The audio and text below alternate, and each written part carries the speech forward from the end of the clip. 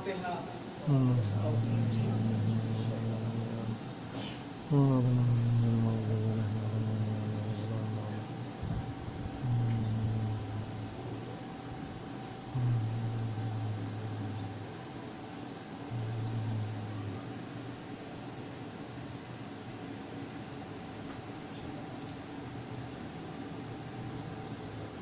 اعوذ باللہ من الشیطان اللعین الرجیم. بسم اللہ الرحمن الرحیم. الحمد للہ رب العالمین.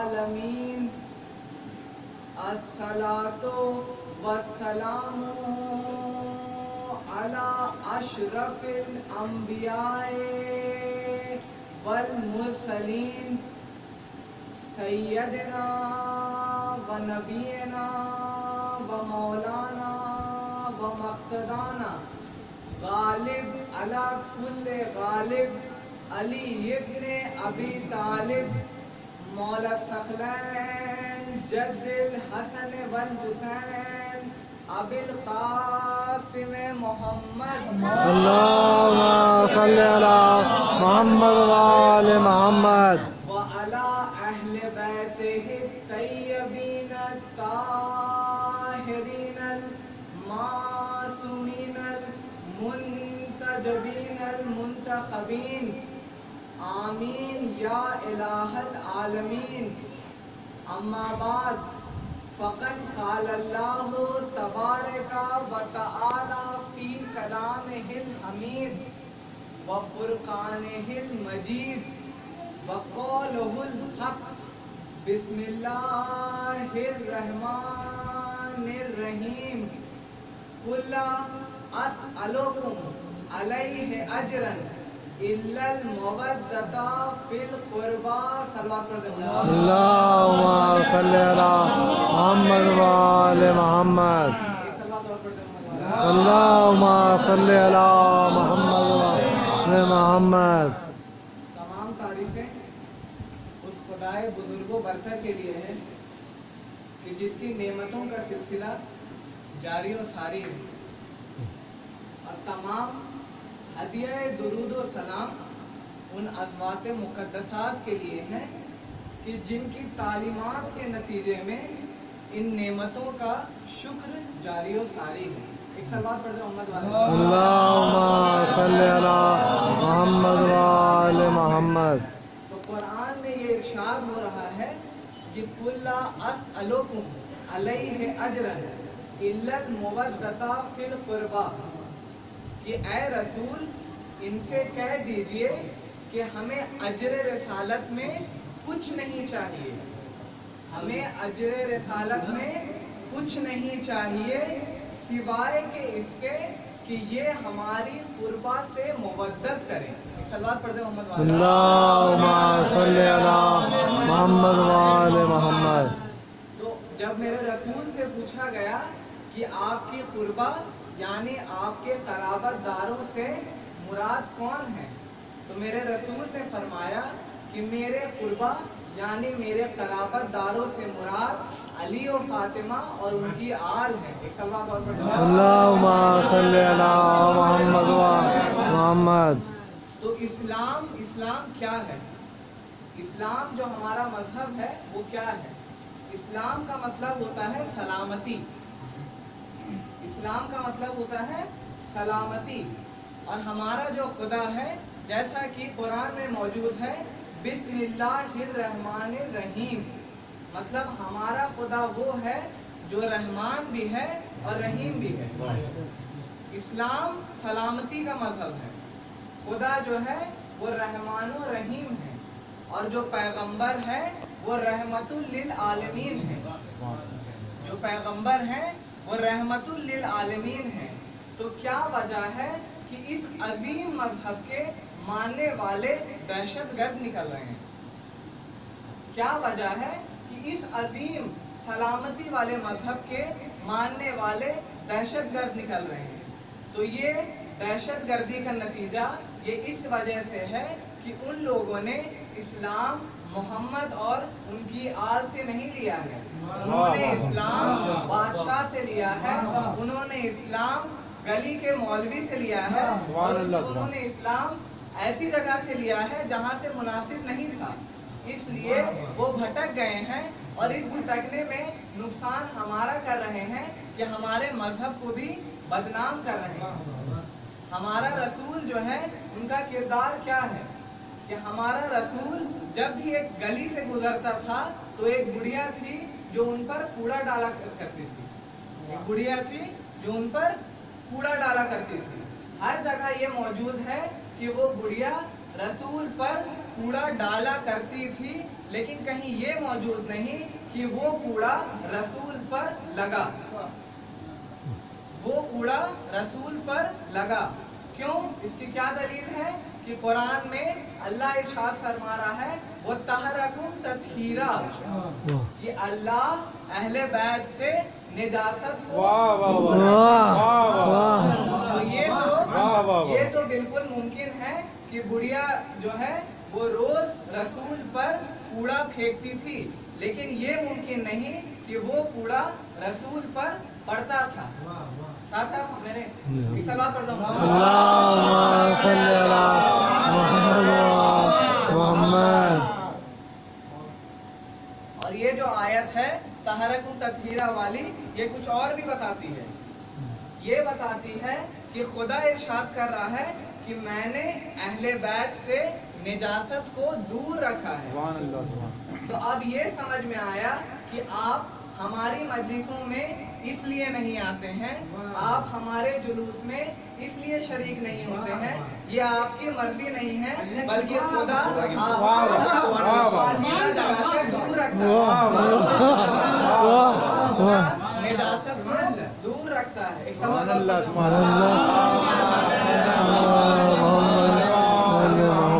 تو دور کیا ہوتا ہے اور قریب کیا ہوتا ہے، پہلے یہ سمجھنا پڑے گا۔ دور اور قریب مزاج کے مطابق ہوتا ہے، میرا دور اور آپ کا دور الگ ہوگا، میرا قریب اور آپ کا قریب الگ ہوگا۔ اور یہ ارشاد کون کر رہا ہے؟ خدا کر رہا ہے، خدائے مطلق کر رہا ہے۔ خدائے مطلق جب یہ ارشاد کر رہا ہے تو ہمیں سمجھنا ہوگا کہ یہ جو نجاست کو دور رکھتا ہے وہ کتنی دور رکھتا ہے، وہ ہمیں سمجھنا ہوگا۔ تو جب ہمیں دور کو سمجھنا ہے تو پہلے ہم خدا کے قریب کو سمجھیں گے۔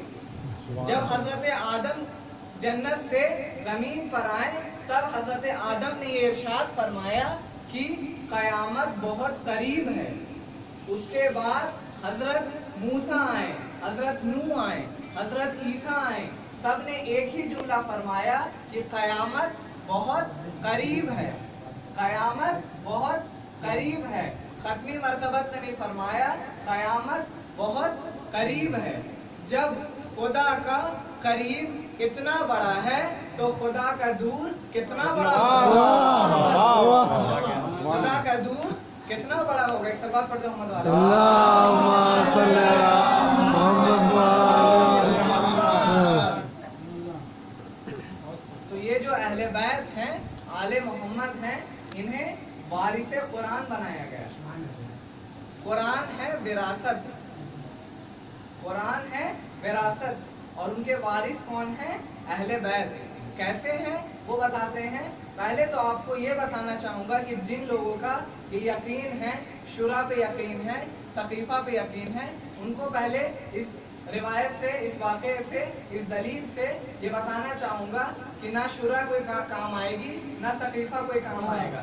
کیوں نہیں آئے گا یہ بتاتا ہوں کہ اہل بیت جو ہے وہ وارث قرآن ہے، وارث قرآن ہے۔ کیسے وارث قرآن ہے؟ کہ جب ہمارے یہاں کوئی بھی مرتا ہے، کوئی کسی کا باپ مرتا ہے تو اس کے نہ ہی اس کے خاندان والوں کو، نہ ہی کسی مسلمان کو، نہ ہی کسی مومن کو یہ حق ہے کہ کسی کو اس کی جائیداد، اس کے پیسے، اس کے مال کا وارث بنا دیا جائے۔ یہ حق کس کو ہے؟ خدا کو ہے۔ خدا نے ہمیں بتایا ہے کہ اگر بیٹا زندہ ہے تو اس کو کتنا حق ملے گا۔ خدا نے یہ بتایا ہے کہ اگر بیٹی زندہ ہے تو اس کو کتنا حق ملے گا۔ خدا نے یہ بتایا ہے کہ اگر زوجہ یا ماں زندہ ہے تو اسے کتنا حق ملے گا. جب خدا یہ بتا رہا ہے ہمارا مال، ہمارا پیسہ، ہماری زمین، اور ہم ہی نہیں وارث کو بتا سکتے ہیں، اس ہمارے مال پہ بھی وارث کو بتانے والا خدا ہے، تو اس کا دین، اس کا قرآن، اس کا اسلام، اس پہ وارث بندے بتائیں گے یا خدا بتائے گا؟ اس پہ وارث بندے بتائیں گے یا خدا بتائے گا؟ تو ہم اہل بیت جو ہیں وہ چنے ہوئے ہیں، منتخب کیے گئے ہیں، چنے ہوئے ہیں، منتخب کیے گئے ہیں. اور چنا کسے جاتا ہے؟ جب سارے لوگ ہم پلہ ہوں تو وہاں پہ نہیں چنا جاتا، سب ایک جیسے ہیں.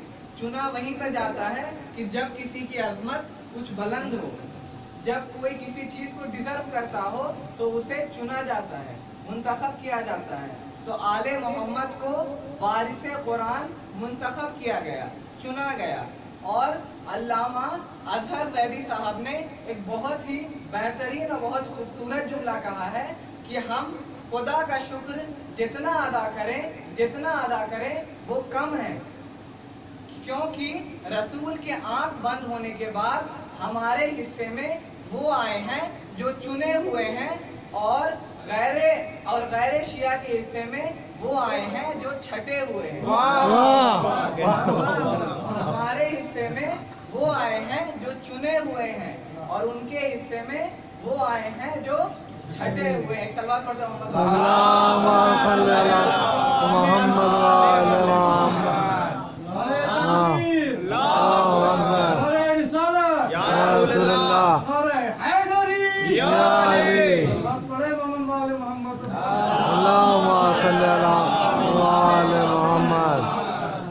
خدا جو ہے وہ شریعت پہ قادر ہے، ہر چیز پر قادر ہے. خدا نے اس پورے دین کا ڈھانچہ بنایا ہے، اس نے بتایا ہے کیا کرنا ہے کیا نہیں کرنا ہے. خدا شاعر قدیر ہے، لیکن اس کے ساتھ ساتھ خدا نے رسول خدا کو، ہمارے اور آپ کے ختمی مرتبت کو یہ صلاحیت دی ہے کہ وہ دین میں کچھ تبدیلیاں لا سکتے ہیں، کچھ اضافہ کر سکتے ہیں. میں دلیل دوں گا، کچھ اضافہ کر سکتے ہیں. خدا نے شریعت بنائی ہے، لیکن رسول کو ولایت شریعہ ملا ہے. اس کا کیا مطلب ہے کہ ان کو ایک عہدہ ملا ہے کہ جس سے وہ کچھ چیزوں کو جو شریعت میں موجود ہے بدل سکتے ہیں، اضافہ کر سکتے ہیں، کم کر سکتے ہیں. ٹھیک ہے؟ یہ کیسے ثابت ہوتا ہے کہ جب بالکل ابتدا میں جب نماز آئی تھی تو نماز میں فجر 2 رکعت، ظہر 2 رکعت، عصر 2 رکعت، مغرب 2 رکعت اور عشاء 2 رکعت. ساری نمازیں 2 رکعت ہیں، ساری نمازیں 2 رکعت ہیں. لیکن میرے نبی نے جو ولایت شرعی ہے انہوں نے ان نمازوں میں فجر کو 2 رکعت رہنے دیا، ظہر عصر کو 4 رکعت کیا، مغرب کو 3 کیا اور عشاء کو 4 کیا. یہ میرے نبی نے کیا ہے. ٹھیک ہے؟ یہ میرے نبی نے کیا ہے. اور اسی لیے شکیات نماز جو ہے وہ پہلی 2 رکعت میں نہیں ہے. شکیات نماز جو ہے وہ پہلی 2 رکعت میں نہیں ہے، لیکن تیسری رکعت اور چوتھی رکعت میں ہے. جیسے کہ اگر جیسے ایک مثال دیتا ہوں کہ آپ نماز پڑھ رہے ہیں اور آپ اگر پہلی رکعت میں ہیں اور آپ کو شک آیا کہ میں پہلی رکعت میں تھا یا دوسری رکعت میں تھا، تو آپ کو نماز دوبارہ پڑھنی پڑے گی جب تک آپ 2 رکعت نماز ادا نہیں کر دیتے. کیوں؟ کیونکہ یہ 2 رکعت واجب خدا کی طرف سے آئی ہے. یہ 2 رکعت واجب خدا کی طرف سے آئی ہے. اس کے بعد میرے رسول نے یہ اضافہ کیا ہے، اس لیے میرے رسول نے ہمیں یہ اجازت دی کہ ہم شکیات نماز یا جو شک آتا ہے وہ خدا کے واجب کو ادا کرنے کے بعد لیں. ساتھ ہیں آپ میرے؟ خدا کو واجب ادا کرنے کے بعد لیں. اس لیے جب آپ 2 رکعت کی نماز، آپ مان لیجیے کہ آپ عصر کی نماز ادا کر رہے ہیں، جب آپ عصر کی نماز ادا کر رہے ہیں، آپ دوسرے رکعت میں ہیں، آپ کو لگا کہ میں دوسرے میں ہوں یا تیسرے میں ہوں، تو آپ کو کیا کرنا پڑے گا کہ نماز دوبارہ پڑھنا پڑے گا. لیکن جب آپ نے 2 رکعت آپ نے پڑھ لی، اس کے بعد جب آپ تیسری رکعت میں ہیں اور آپ کو شک آیا کہ آپ چوتھی رکعت میں ہیں تو وہاں پر شکیات نماز کا سارا مسئلہ لگے گا، لیکن پہلی 2 رکعت میں یہ نہیں لگے گا۔ کیوں نہیں لگے گا؟ کیونکہ یہ خدا کے طرف سے آئی تھی، اور باقی جو تین رکعت ہے اور 4 رکعت ہے وہ میرے رسول نے اضافہ کیا ہے۔ اس سے کیا پتہ چلتا ہے کہ میرے رسول کو ولایت شرعی ملی ہے۔ ایک اور واقعہ آپ کو مثال کے طور پہ بتاتا ہوں کہ 2 صحابہ موجود تھے۔ ایک سوال پڑھ دو محمد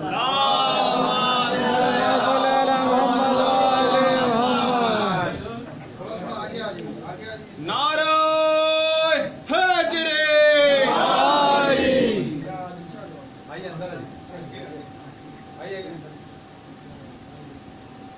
اللهم صل على محمد وآل محمد۔ ایک سوال اور پڑھ دو محمد اللهم صل على محمد وآل محمد۔ تو میرے رسول کو ولایت تشریحی ملی تھی، اس سے یہ ثابت ہوتا ہے کہ وہ اضافہ کر سکتے ہیں۔ ایک اور دلیل دے رہا ہوں کہ 2 صحابہ موجود ہیں، یہ 2 صحابہ بہت مشہور صحابہ نہیں ہیں، لیکن ان کی روایت یہ ہے کہ یہ جو 2 صحابہ تھے، ایک صحابہ نے اپنا گھر کسی دوسرے صحابہ کو بیچ دیا، جب دوسرے صحابہ نے پورا رقم ادا کر دیا، اس کے بعد بھی جو پہلے صحابہ تھے جنہوں نے گھر بیچا تھا وہ بار بار گھر بکنے کے بعد بھی وہ بار بار بنا اجازت کے گھر کے اندر آ جایا کرتے تھے۔ جب وہ بنا اجازت کے گھر کے اندر آ جایا کرتے تھے تو جو دوسرے صحابہ تھے جنہیں گھر بیچا گیا تھا، ایک سوال پڑھ دو محمد والے جو دوسرے صحابہ تھے جنہیں گھر بیچا گیا تھا، انہوں نے رسول خدا سے شکایت کی، انہوں نے رسول خدا سے یہ شکایت کی کہ یہ صحابہ جو ہیں وہ بار بار میرے گھر میں بنا اجازت کے آ جایا کرتے ہیں، بلکہ میں نے پوری رقم ادا کر دی ہے۔ تو جب انہوں نے شکایت کی تو رسول خدا نے پہلے جو صحابہ ہیں ان کو بھی بلایا، کہا کہ ان کو میرے پاس لے کے آؤ۔ جب ان کو پاس لایا گیا، مسئلہ بیان کیا گیا، جب پورا مسئلہ بیان کر دیا گیا تو رسول تب پتہ یہ چلا کہ جو پہلے صحابہ تھے جنہوں نے گھر بیچا تھا، وہ گھر بیچتے وقت انہوں نے کیا کیا تھا کہ گھر کے اندر ایک درخت تھا، انہوں نے یہ نیت کی تھی کہ میں یہ گھر تو بیچ رہا ہوں لیکن میں یہ درخت نہیں بیچ رہا ہوں، اس لیے وہ بار بار گھر پہ آیا کرتے تھے اور گھر پہ آ کر اس درخت کو پانی دیا کرتے تھے۔ جب وہ اس درخت کو پانی دیا کرتے تھے تو بنا اجازت آیا کرتے تھے، تو میرے رسول نے اس مسئلے کو ختم کرنے کے لیے ان صحابہ سے کہا کہ تم اس درخت کو مجھ سے بیچ دو، تم اس درخت کو مجھ سے بیچ دو اور میں اس کے عوض تمہیں جنت میں 100 درخت عطا کروں گا۔ تو جو صحابہ تھے انہوں نے ایک جملہ کہا کہ نہیں، میں یہ درخت آپ کو نہیں بیچوں گا۔ میرے رسول نے کہا کہ میں تمہیں 200 درخت عطا کروں گا۔ وہ صحابہ پھر بھی راضی نہ ہوئے۔ اس کے بعد میرے رسول نے دھیرے دھیرے وہ نمبر جو تھا وہ بڑھاتے گئے لیکن وہ صحابہ راضی نہیں ہوئے۔ تو اب میرے رسول جو ولایت تشریحی ہیں، جو میں نے ابھی بیان کیا کہ شریعت پر ان کو بھی ولایت حاصل ہے، تو یہ میرے رسول نے فیصلہ سنایا کہ اس گھر میں جاؤ اور اس کا درخت اکھاڑ کے لے آؤ، درخت کاٹنا نہیں، اس کا درخت اکھاڑ کے لے آؤ اور اس شخص کو واپس دے دو اور اسے کہہ دو کہ اب اگر یہ درخت تمہارے لیے صلاحیت رکھتا ہے تو یہ واپس نکل آئے گا۔ تو اس سے یہ پتہ چلتا ہے کہ میرے رسول کے پاس ولایت تشریحی تھی، جو شریعت پہ ولایت ہے جس سے وہ کچھ اضافہ یا کچھ کم کر سکتے ہیں۔ سوال پڑھ دو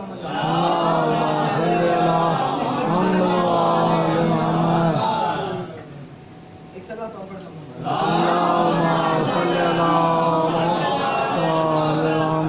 تو جیسی عظمت میرے رسول کی تھی ویسے ہی عظمت رسول کی بیٹی کی بھی تھی، جناب سیدہ جناب فاطمہ زہرا صلوات اللہ علیہ۔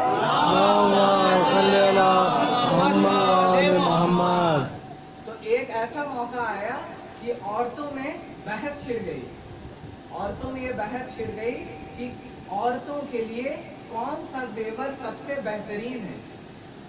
یہ بحث چھڑ گئی کہ عورتوں کے لیے کون سا زیور سب سے بہترین ہے. کسی نے کہا پیر کا پائل، کسی نے کہا کان کے جھمکے، سب نے الگ الگ بات کہی. اس میں سے ایک بھلا مانوس آیا، اس نے کہا کہ آپ جائیے اور جناب سیدہ سے پوچھیے، کیونکہ ہر مسئلے مسائل کا حل جناب سیدہ کے پاس ہوتا ہے. اس واقعہ کو میں یہاں پہ روکتا ہوں اور دوسرے واقعے کی طرف جاتا ہوں.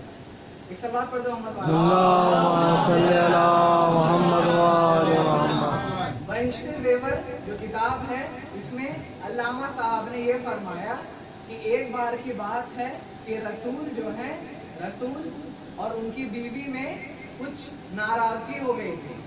ان کی بیوی یعنی ام المومنین، آپ سمجھ گئے ہوں گے. تو ان میں ناراضگی ہو گئی تھی. تو یہ ناراضگی کی وجہ سے ام المومنین اپنے گھر واپس لوٹ آئیں. جیسے ہی ام المومنین اپنے گھر واپس لوٹ آئیں، ویسے ہی رسول کسی روز اس علاقے سے گزر رہے تھے. تو رسول کو ایک رحم آیا کہ چلے ذرا اپنی بیوی سے ملاقات کر لیتے ہیں، ذرا اپنی بیوی سے ملاقات کر لیتے ہیں. جب وہ اپنی بیوی سے ملاقات کرنے کے لیے گئے تو ام المومنین نے جیسے ہی رسول کو دیکھا، اپنے چہرے کو دوسری طرف موڑ لیا، اپنے چہرے کو دوسری طرف موڑ لیا. اور جیسے ہی انہوں نے دوسری طرف موڑا، ویسے ہی ام المومنین کی ماں وہاں آئی اور انہوں نے کوہنیوں کے بل انہیں کھڑا کرنے کا کوشش کیا اور کہا کہ حضور آئے ہیں، جلدی کھڑی ہو جاؤ. لیکن وہ کھڑی نہیں ہوئی، وہ کھڑی نہیں ہوئی. ہائے مسلمان کی کیا قسمت ہے کہ وہ اسلام ان سے لیتا ہے کہ جو رسول کے لیے کھڑی نہیں ہوتی، اور ان سے نہیں لیتا کہ جس کے لیے ہمارا رسول کھڑا ہوتا ان سے لیتا ہے کہ جو رسول کے لیے کھڑی نہیں ہوتی، اور ان سے نہیں لیتا کہ جو جس کے لیے ہمارا رسول کھڑا ہو جاتا تھا. تو یہ واقعہ آگے بڑھا. تو جب ساری خاتون جناب سیدہ کے پاس پہنچی، انہوں نے کہا کہ کون سا زیور عورتوں کے لیے سب سے بہترین ہے.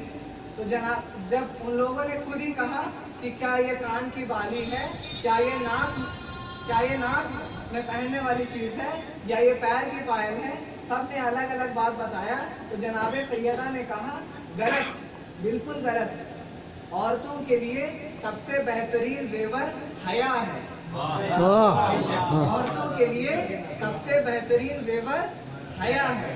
اور اگر آپ اس جواب کو تھوڑی اور گہرائی سے سوچیں گے تو دیکھیں گے کہ جب کوئی بچہ زیور بہت چھوٹی عمر میں پہن لیتا ہے تو بڑے اس کو ڈانٹ دیتے ہیں کہ تم پر یہ اچھا نہیں لگ رہا. جب کوئی بوڑھے بھی اگر زیور پہن لیتے ہیں تو لوگ منع کرتے ہیں کہ آپ پر یہ زیور اچھا نہیں لگ رہا. لیکن اگر ہم زہرا کی زیور کو دیکھیں گے، جسے ہم حیا کہتے ہیں، وہ بچے میں بھی رہے تو بھی ایک حسین ہے، جوانی میں بھی رہے تو بھی حسین ہے، بڑھاپے میں بھی رہے تو بھی حسین ہے.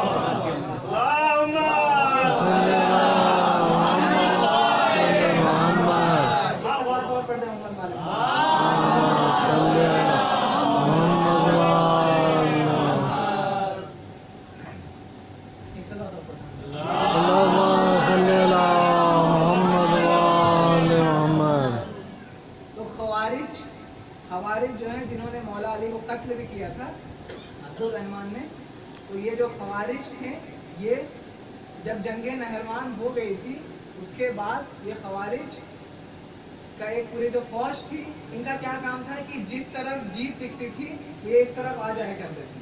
کوئی مذہب نہیں تھا ان کا بس یہی کام تھا جس طرف جیت ہے اس طرف بھاگ کے آ جاؤ. تو یہ جو خوارج تھے، ان میں سے 10 خوارج نے یہ سوچا کہ ہم مولا کے پاس جاتے ہیں اور مولا سے کچھ سوال کرتے ہیں. اگر مولا اس کا سوال ایسا جواب دے دیں تو اگر ہم متفق ہو جائیں تو ہم مولا کی طرف آ جائیں گے. تو جب انہوں نے مولا کے پاس پہنچے تو وہ دیوار کے پیچھے چھپ گئے تھے اور انہوں نے کہا کہ ہم ایک ایک کر کے جائیں گے، لیکن سوال ایک ہی رہے گا تاکہ مولا بھی سوچے کہ ہم الگ الگ لوگ ہیں اور مولا بھی کنفیوز ہو جائیں. یہ سوچتے تھے کہ میرا مولا کنفیوز ہو جائے گا. تو یہ جب دیوار کے پیچھے چھپے ہوئے تھے، ان میں سے پہلا شخص آگے بڑھا، مولا کے پاس گیا اور مولا سے سوال کیا کہ مولا یہ بتائیے کہ علم افضل ہے یا مال افضل ہے؟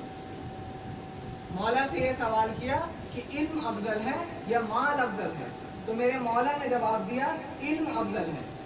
جب اس نے پوچھا کہ کیا دلیل ہے آپ کے پاس کہ علم افضل ہے، تو میرے مولا نے جواب دیا کہ تمہیں اپنے مال کی حفاظت کرنی پڑتی ہے، بلکہ علم تمہاری حفاظت کرتا ہے، علم تمہاری حفاظت کرتا ہے۔ دوسرا شخص آگے بڑھا، وہ شخص کو سمجھ میں آ گیا جواب، وہ خوش ہو گیا، وہ واپس آ گیا۔ اب دوسرا شخص آگے بڑھا، دوسرا شخص میرے مولا کے پاس پہنچا، اس نے سوال دہرایا کہ مولا یہ بتائیے کہ علم افضل ہے یا مال افضل ہے؟ تو میرے مولا نے جواب دیا، ساحل بدل گیا، میرے مولا نے خیرات پھر بدل دی۔ سوال کیا کہ علم افضل ہے یا مال افضل ہے؟ تو میرے مولا نے جواب دیا علم افضل ہے۔ تو اس نے پوچھا کہ علم کیوں افضل ہے؟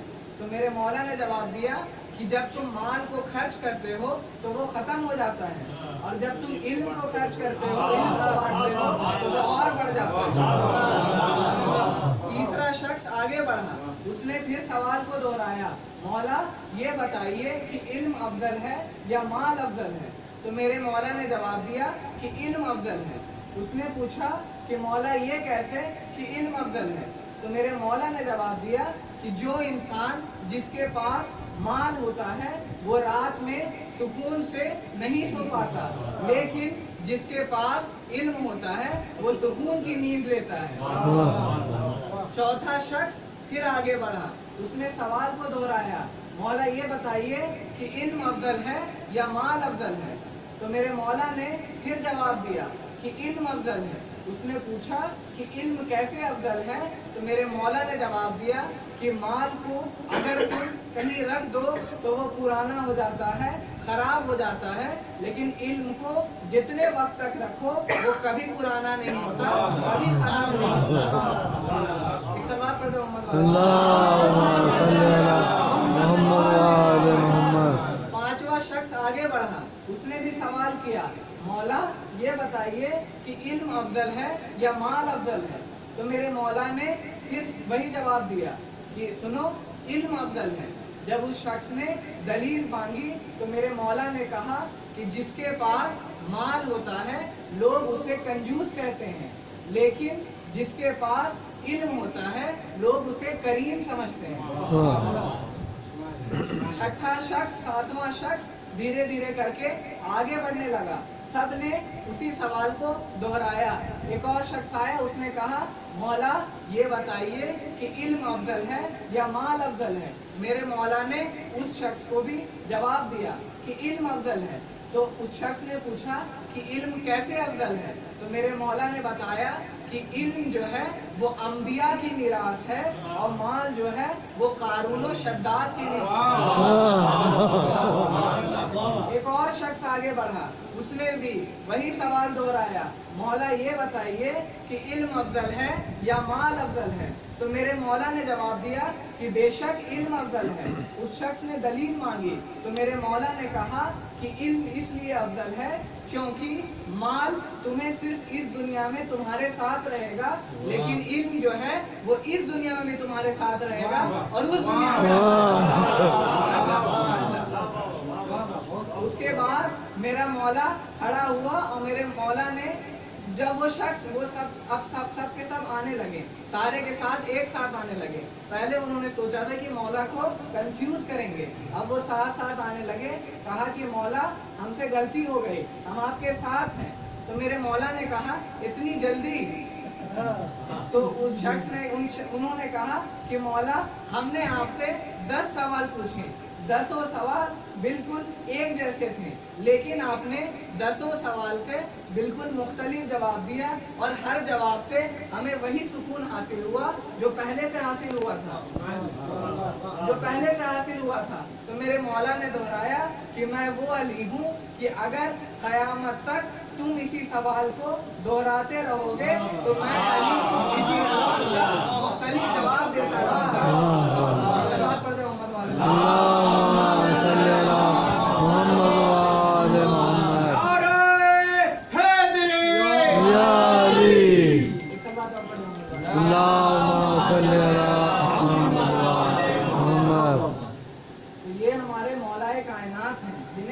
العلم کہا گیا. باب العلم اس لیے ہے کہ شہر علم رسول خدا ہیں. رسول خدا کے نوکر کا نام مولائے کائنات ہے. رسول خدا اتنے افضل ہیں کہ ان کے نوکر کا نام مولائے کائنات ہے. اور ہم سب جو ہیں ہم مولائے کائنات کے نوکر ہیں. ہم سب مولائے کائنات کے نوکر ہیں. تو مولائے کائنات جو ہیں ان کے بیٹے امام حسین علیہ السلام، ایک صلوات پڑھ دیں اللہم صلی علی محمد. ان کے علم کے بھی ایک الگ معراج ہے. ان کو بھی دنیا کی ساری فضیلتیں ملی ہیں، لیکن جب یہ مولا جن کو ساری فضیلتیں ملی ہیں انہوں نے نماز شب میں ایک دعا مانگی ہے. میرے مولا جنہیں دنیا کی ساری فضیلتیں ملی ہیں، مولا حسین کو جنت کا سردار بنایا گیا ہے، جنت کے جوانوں کے سردار ہیں میرے مولا، لیکن میرے مولا نے ایک دعا مانگی ہے. وہ نماز شب میں جگ کر صرف ایک دعا مانگتے تھے کہ مجھے سکینہ عطا کر دے، مجھے ایک ایسی بچی عطا کر دے جو میرے سینے پہ سویا کرے. میرے مولا جب یہ دعا مانگتے ہیں تو روز نماز شب میں روتے رہتے ہیں کہ مجھے ایک سکینہ عطا کر دے. سکینہ رقیہ بھی انہیں کہا گیا ہے، سکینہ بھی کہا گیا ہے. سکینہ اس لیے کہا گیا ہے کیونکہ یہ میرے مولا کو تسکین عطا کرتی تھی. یہ بیوی میرے مولا کو تسکین عطا کرتی تھی. تو جناب سکینہ کے ساتھ بہت ظلم ہوئے، بہت زیادہ ظلم ہوئے. دو روایت ملتی ہے کہ جب کربلا میں جو قافلہ گیا تھا تو اس میں دو روایت ملتی ہیں کہ کربلا میں 127 بچے گئے تھے، اور دوسری روایت یہ ملتی ہے کہ کربلا میں 42 بچے گئے تھے. لیکن جب آپ کربلا کے بعد کا واقعہ دیکھیں گے تو آپ کو صرف 2 بچے ملیں گے. ایک محمد باقر ہے اور ایک جناب سکینہ ہے، اور وہ جناب سکینہ بھی شام کے زندان میں شہید ہو گئی. یہ جناب سکینہ بھی شام کے زندان میں شہید ہو گئی. جناب سکینہ جب شام کے بازار سے گزر رہی تھی تو ایک محترمہ آگے بڑھی. اس محترمہ نے صدقے کے کھجور جناب سکینہ کو دینا چاہا تو جناب سکینہ کو جلال آ گیا. جناب سکینہ نے صرف ایک جملہ کہا کہ ہم اہل بیت ہیں، ہم پر صدقہ حرام ہے. ہم اہل بیت ہیں، ہم پر صدقہ حرام ہے. تو وہ بیوی دوڑ کر اپنے گھر میں گئی اور نذر کے کھجور لا کر دی اور کہا کہ اے یتیمہ تم میرے لیے صرف 3 دعا کر دو، میں صرف 3 دعا کر دو میرے لیے، بس اتنا کافی ہے، کیونکہ مجھے اتنا پتا ہے کہ خدا یتیموں کی دعا بہت جلدی قبول کرتا ہے. تو جناب سکینہ کو جب صدقے کے کھجور دیا تو جناب سکینہ کو جلال آ گیا. جناب سکینہ نے جناب زینب کی طرف دیکھا اور صرف ایک بات کہا کہ جناب سکینہ نے کہا کہ جب بابا مجھے اپنے سینے میں سلایا کرتے تھے تو بابا مجھے کہانیاں سنایا کرتے تھے. سالے کی اونٹنی کو ان کے قبیلے والوں نے مار دیا تھا. تو جیسے ہی جناب سالے کی اونٹنی کو مار دیا، جو اس اونٹنی کا ایک چھوٹا سا بچہ تھا، جیسے ہی اسے پتا چلا کہ میری ماں کو مار دیا گیا ہے تو وہ اونٹنی پہاڑوں کے اوپر پہنچی اور اس نے خدا سے یہ بد دعا کی کہ اے خدا، ان لوگوں نے میری ماں کو مار دیا ہے، یہی میرا خاندان تھا، انہوں نے اسے مار دیا ہے، اب میں کیا کروں گی؟ آپ خدا ان سب کو نیست و نابود کر دے. تو خدا نے پورے قوم کو نیست و نابود کر دیا تھا. اب جناب سکینہ جناب زینب کو دیکھ کر کہتی ہیں کہ کیا وہ اونٹنی کی بچی کا مقام زیادہ ہے یا حسین کی بیٹی کا مقام زیادہ ہے؟ کیا وہ اونٹنی کے بچی کا مقام زیادہ ہے یا حسین کی بیٹی کا مقام زیادہ ہے؟ جناب زینب سمجھ گئی کہ جناب سکینہ کو جلال آ گیا ہے، جناب سکینہ نے کہا کہ اگر میں بد دعا کر دوں شمر کے لیے اور ان لوگوں کے لیے کہ جس نے میرے بابا کو، میرے چچا کو، میرے بھائی کو مارا ہے، تو کیا خدا ان کو نیست و نابود نہیں کر دے گا؟ تو جناب زینب نے پھر ایک جملہ کہا، جناب زینب نے کہا کہ اے سکینہ تمہیں بد دعا کرنی ہے تو کر لے، لیکن پہلے ایک بار اپنے بابا کے سر کی طرف دیکھ لے، ایک بار اپنے بابا کے سر کی طرف دیکھ لے۔ جناب سکینہ چپ ہو گئی اور اس محترمہ نے جو بھی دعا کہی تھی اس دعا کو مانگی۔ اس نے کیا دعا کہا تھا؟ اس نے کہا تھا کہ اے یتیمہ خدا سے یہ دعا مانگ کہ جیسی تو یتیم ہوئی ہے ویسے کوئی اور یتیم نہ ہو۔ جناب سکینہ نے ساری دعائیں مانگی۔ اب ساری چیزوں کو چھوڑتے ہوئے شام غریبہ آ گئی۔ شام غریبہ میں جناب سکینہ رو رہی ہیں، اسے شمر تماچے مار رہا ہے، ظالم آ کر تازیانے لگا رہا ہے۔ جناب سکینہ کا دامن جلا ہوا ہے، اس میں اتنا ظلم ہوا جناب سکینہ پر، اتنا ظلم ہوا کہ 3.5 برس کی بچی رشک آ گئی، 3.5 برس کی بچی رشک آ گئی۔ وہ 3.5 برس کی بچی، اس کی کمر جھکی ہوئی تھی، بال سفید تھا۔ مصائب صرف تصور کرنے کا نام ہے۔ آپ اتنا سوچئے کہ ایک 3.5 برس کی بچی، اس کے بال سفید کیسے ہو سکتے ہیں، اس کی کمر خمیدہ کیسے ہو سکتی ہے۔ سکینہ پر وہ ظلم ہوئے کہ 3.5 برس میں پھر جب شمر اسے تماچے مار رہا تھا تو وہ بے ہوش ہو گئی۔ جب وہ بے ہوش ہو گئی تو کسی نے خیمہ یزید کی طرف سے پانی لایا۔ جب وہ پانی لایا گیا تو جناب سکینہ ہوش میں آئی۔ جناب سکینہ جب ہوش میں آئی، ہوش میں آنے کے بعد جناب زینب نے پانی کو جناب سکینہ کی طرف دیا۔ جیسے ہی انہوں نے پانی کو جناب سکینہ کی طرف دیا، جناب سکینہ نے ایک جملہ فرمایا کہ کیا ہوا پھوپھی، آپ یہ پانی میری طرف کیوں دے رہی ہیں؟ تو جناب زینب نے فرمایا یہ اصول ہے کہ خاندان میں سب سے چھوٹے کو پہلے پانی پلایا جاتا ہے۔ اب سکینہ سے رکا نہ گیا، اس نے پانی لیا اور مقتل کی طرف بڑھ گئی۔ مقتل کی طرف بڑھ کے آواز دیتی ہے، بھیا علی اصغر آپ کہاں ہو؟ آپ ہمارے خاندان میں سب سے چھوٹے ہو۔ اور جب جناب سکینہ کو تابعانے پڑھتے تھے، جناب سکینہ کو جب تابعانے پڑھتے تھے تو ام رباب جو ہے، ام رباب کچھ نہیں کہتی تھی، صرف جناب زینب کی طرف دیکھتی تھی۔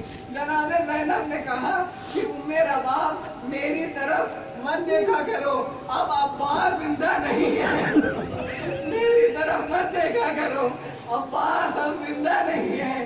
اب یہ ماجرا قید خانے میں پہنچا۔ جب قید خانے میں 3 روایت موجود ہیں کہ جناب سکینہ کی شہادت کیسے ہوئی، صرف ایک روایت پڑھنا ہے آج۔ جب جناب سکینہ ہر وقت قید خانے میں ادھر سے ادھر جایا کرتی تھی، روتے رہتی تھی، اچانک سے نیند سے اٹھتی تھی اور کہتی تھی بابا آ گئے، بابا آ گئے، کبھی اٹھتی تھی کہتی تھی چچا آ گئے، چچا آ گئے۔ اب ایک بار جناب سکینہ کو جناب زینب نے ایک کہانی سنایا۔ جب وہ کہانی سنایا تو جناب سکینہ سو گئی۔ جب جناب سکینہ سوئی تو جناب سکینہ کے خواب میں ان کے بابا مولا حسین آئے۔ مولا حسین کو جناب سکینہ نے دیکھا۔ اب جناب سکینہ نے کہا بابا مجھے واپس نہیں جانا ہے، بابا بابا مجھے بہت تابعانے مارے، بابا بابا میرا دامن جلا دیا ہے، بابا بابا میرے گوشوارے چھین لیے۔ جناب سکینہ کہتی ہے کہ بابا اب مجھے چھوڑ کر مت جائیے گا۔ اس کے بعد اتنے میں جناب سکینہ کی نیند کھل گئی۔ جب جناب سکینہ کی نیند کھلی تو جناب سکینہ ہر بیوی سے صرف ایک سوال کرتی ہے، وہ کہتی ہے کہ ابھی تو میرے بابا قید خانے یہاں موجود تھے، کہاں چلے گئے میرے بابا؟ کبھی جناب زینب سے پوچھتی ہے، کبھی اپنی ماں ام رباب سے پوچھتی ہے، کبھی ام فروہ سے پوچھتی ہے، جناب سکینہ بہت زور سے رونے لگی تو اس کی جناب سکینہ کی آواز یزید تک پہنچی. یزید نے کہا کہ میرے نیند میں خلل ہو رہا ہے, کیا بات ہے, کون بیوی اتنے زور سے رو رہی ہے؟ تو یزید نے کہا, تو اس نوکر نے جواب دیا کہ یہ حسین کی بیٹی سکینہ ہے جو اپنے بابا کے غم میں زور سے رو رہی ہے. تو یزید نے کہا کہ اسے چپ کرانے کے لیے اس کے بابا کا سر اس تک پہنچا دو. تو ایک شخص حسین کا سر لے کر قید خانے کی طرف آنے لگا. اس سر کو رومال سے ڈھک دیا تھا. جب اس سر کو رومال سے ڈھک دیا تھا وہ قید خانے کی طرف بڑھنے لگا تو سکینہ نے صرف ایک جواب دیا. سکینہ نے یہ کہا کہ اے بابا, سکینہ نے صرف ایک جواب دیا کہ مجھے کھانا نہیں چاہیے, مجھے پانی نہیں چاہیے, میرے بابا میرے خواب میں آئے تھے, میرے بابا مجھے چاہیے, مجھے زندان میں نہیں رہنا. جب اس شخص نے اس رومال کو ہٹایا تو دیکھا کہ میں حسین کا سر تھا. جب دیکھا جناب سکینہ نے حسین کے سر کو دیکھا تو جناب سکینہ نے روتے ہوئے صرف ایک بات کہی. جناب سکینہ نے کہا, بابا جب آپ خیمے سے گئے تھے تو آپ کے گلے کی نس نہیں کٹی ہوئی تھی. بابا جب آپ خیمے سے گئے تھے تو آپ کے منہ پر خون نہیں لگا ہوا تھا.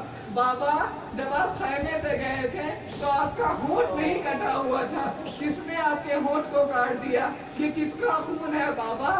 تو اس شخص نے کہا کہ اگر تم یہ سمجھتی ہو کہ تمہارے بابا تم سے بہت محبت کرتے ہیں تو اپنے بابا کو اپنی آغوش میں آنے کو کہو.